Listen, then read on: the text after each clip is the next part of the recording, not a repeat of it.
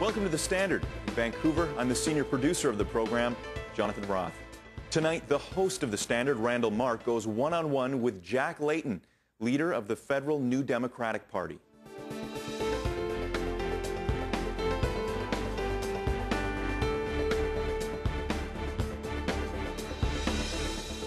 Welcome to the show, Mr. Layton. It's very good to be with you. You've probably had a chance to either see or hear about the taser video that has just been released. It's a very tragic story that has been unfolding in front of us. Yes. What do you think needs to be done in response to that incident? Well, we would like to see the Minister, Mr. Day, and the leadership of the RCMP send a very clear message right the way through the ranks that the procedures that the RCMP has laid out and the philosophy of dealing with a difficult or uncertain situation needs to be followed. We want to see some real direction here. Quite clearly, a taser amounts to a weapon, and it's got to be treated that way. It's very distressing to see what we've seen here. Mm-hmm. Of course, there needs to be investigation and review of the procedures, but we'd like to see some direction in the interim. When you kind of watch the video, there is an emotional reaction one has to it, and yet the police have kind of time and time again sort of said, listen, you don't know what it's like to be in these situations. This is a normal procedure, and yet you feel uncomfortable with the RCMP's response? You know, I've witnessed difficult situations for many times in my many years of municipal and federal politics, and our RCMP officers and police officers normally take a step-by-step approach to things, and we're very lucky in Canada to have such well-qualified people on the streets on our behalf. But certainly in this case, things seem to follow quite a different path. It didn't look to me, from what I saw on the video, that the sort of approach that I've seen taken so many times before when there's a tense situation was being taken. Now, I wasn't there, right. And so that's why an investigation and inquiry is going to be necessary. But there's no question that there's a growing concern about the impact of this taser technology, which was supposed to be a help, right. But it's actually produced in a number of instances now injuries and fatalities.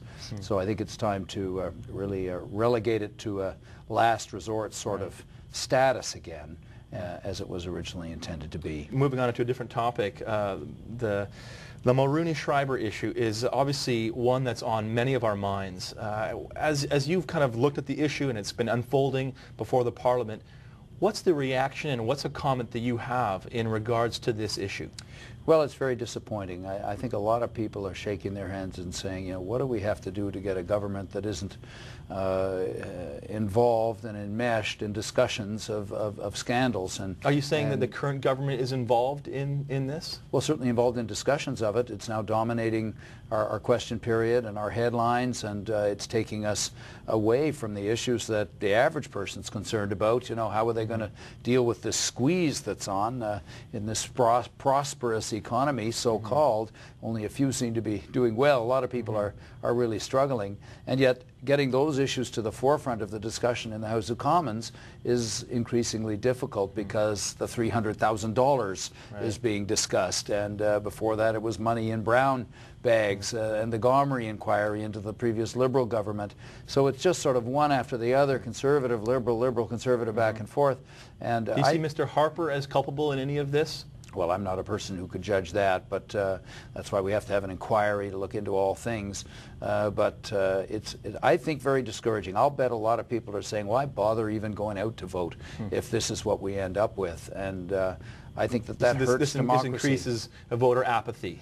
It sure does. And I think people are angry about it, and rightly so. They're saying, wait a minute, we've got important issues. We've got an environmental crisis in our country that should be receiving a lot of attention in Parliament. We're at war.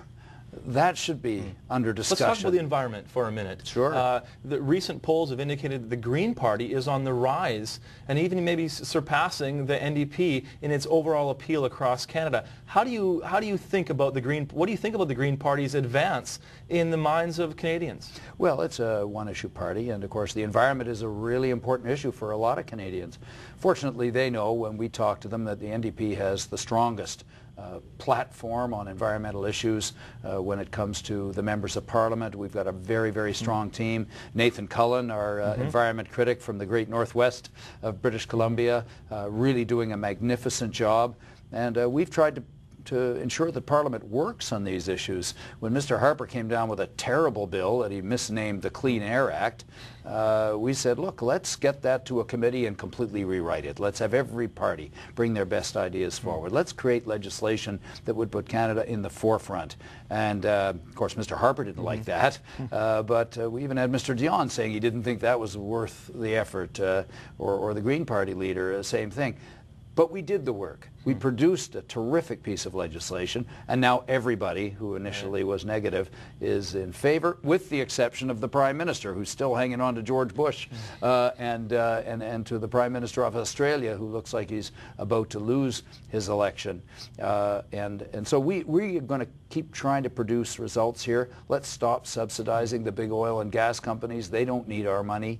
And let's put that into renewable energy and energy efficiency. One of you had made the comment that the Green Party is this one-issue party, and yet it seems like the average voter is seeing them as a broader-based party than just that.